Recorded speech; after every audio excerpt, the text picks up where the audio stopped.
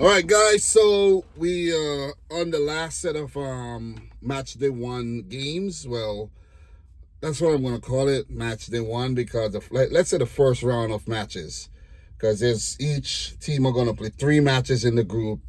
We're on the last day of the first round of group matches, and we have Group A and Group B matches coming up tomorrow. So what I wanted to do, I wanted to feel out the teams, just get a little gist of what's going on, see how the teams are playing before I did any type of prediction. So now that I've seen the teams play, for the most part, I'm going to give my predictions for the matches coming up tomorrow, and I'm going to touch on a few, developments, pardon me, that has happened in the last, 24 hours or so.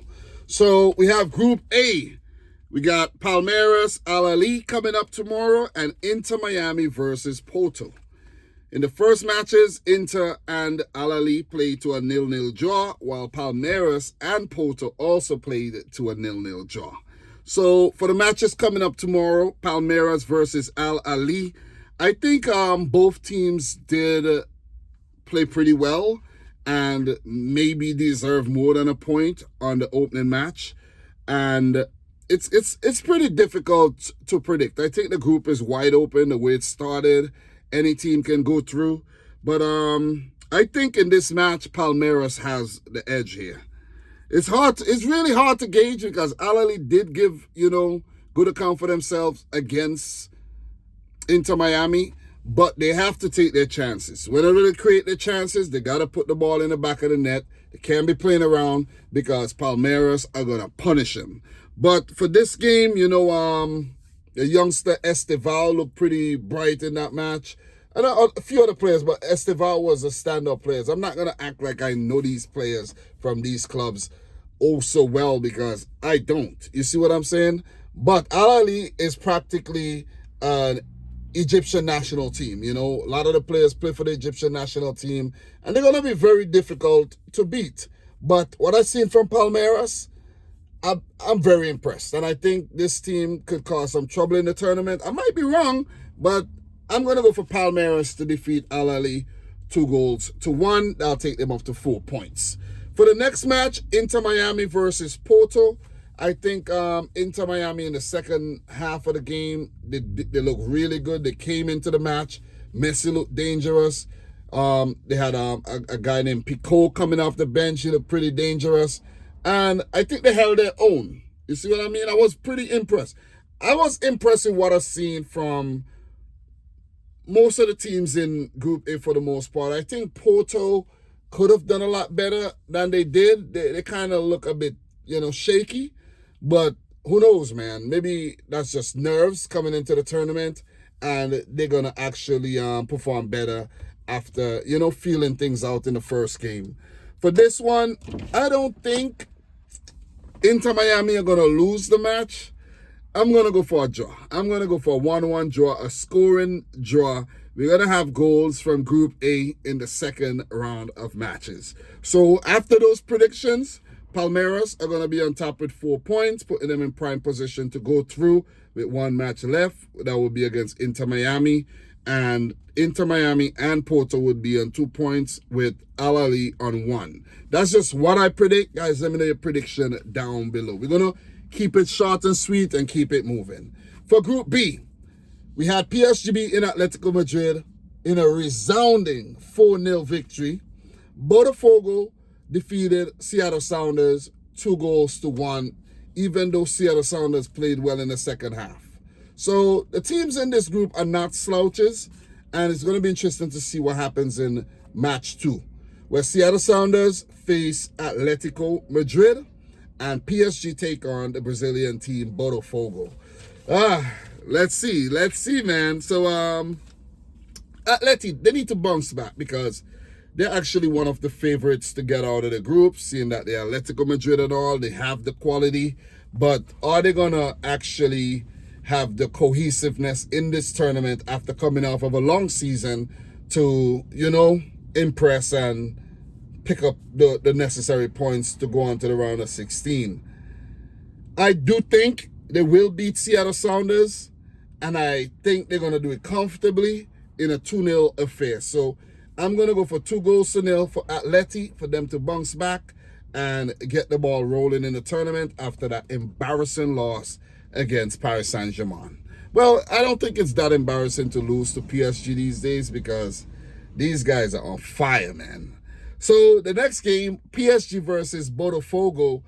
This one, I was like thinking, is it gonna be another blowout, or Botafogo gonna put up a better effort than Atletico Madrid? Are they gonna take the game to PSG? Because listen, we know Atletico Madrid are a defensive team, and if PSG could knock them out the park like that, 4-0, think about what it might do to Botafogo.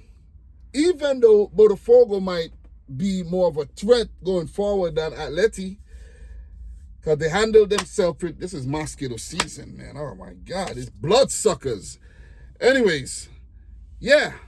But it's hard to predict against PSG. They're one of the favorites. Top 3 teams, in my opinion, to go on all the way to win this tournament. Ask me the other 2 teams. I can't tell you right now. But I know that PSG are in the top 3 to win the whole thing. Some might say Real Madrid, some might say Manchester City, maybe Juventus, maybe one of the Brazilian teams, maybe one of the Argentinian teams. Who knows? Maybe one of the African teams. But I'm going to go for PSG to beat Botafogo 5-1. I think they're going to run riot again. Botafogo prove me wrong? Are they going to pull something off? Are they going to get something out of the game? I'm going to say no. So with that, PSG will go up to 6 points and practically into the round of 16. Seattle Sounders, Atleti, that will put Atleti, let me see, Botafogo lose, but that should put Atleti in 2nd place. That should put Atleti in 2nd place if they do pick up a victory against Seattle, with Botafogo 3rd and Seattle last, with my predictions. And guys, these are my predictions for the matches coming up tomorrow from Group A and Group B. Let me know yours in the comment section down below. Short and sweet, nothing too detailed. You don't need to get complicated here, guys. You know what I mean? Just let me know your predictions.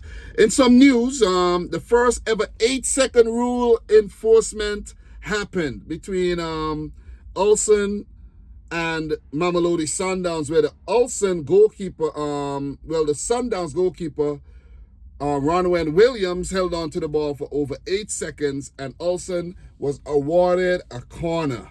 So there you go. Keepers can't play around and keep the ball and jump on the ground, and that's a thing of the past, and I like that rule. And especially in the dying embers of the game, where keepers try to do these things and try to, waste time, it could give the other team a very dangerous corner late in the match. So I don't think teams are going to be doing that anymore. So Club World Cup fans tell of dangerous Rose Bowl conditions amid heat and lack of water. So, the Rose Bowl look crammed in, man. It looks like everybody just go in and just find a seat, and it's just packed up, and it's hot, humid conditions. People dealing with heat stroke, lack of water, lack of, sanitary conditions. I could just imagine the cesspool the Rose Bowl is right now. I'm just imagining. I don't know how it is, but article said that people are actually complaining. In the recent clash between River Plate and New Era Reds, the captain, Marius Hybratton, refused to shake the hands of the River Plate players. Can anybody tell me why that happened? I don't know. I saw the video. I wish I could show you guys the video, but you could go check it out. The handshake, he just walked past everybody. I don't know if he thought that he didn't have to shake hands. I don't know if he went to the bathroom, he didn't feel comfortable with shaking hands, or if he just don't like Argentinian players, or maybe he's a Boca Juniors fan. I don't know. Yeah, I don't know. But guys, last but not least, Juventus visited the White House and the Oval Office, and Donald Trump asked if women could actually make the Juventus football team.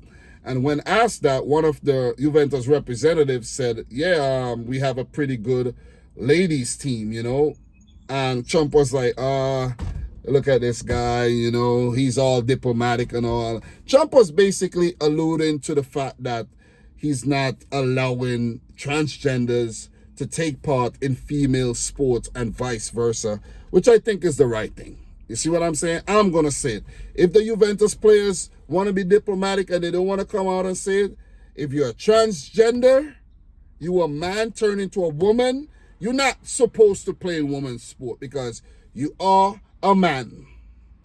You see? And vice versa. Anyways, guys, that's all I have for now.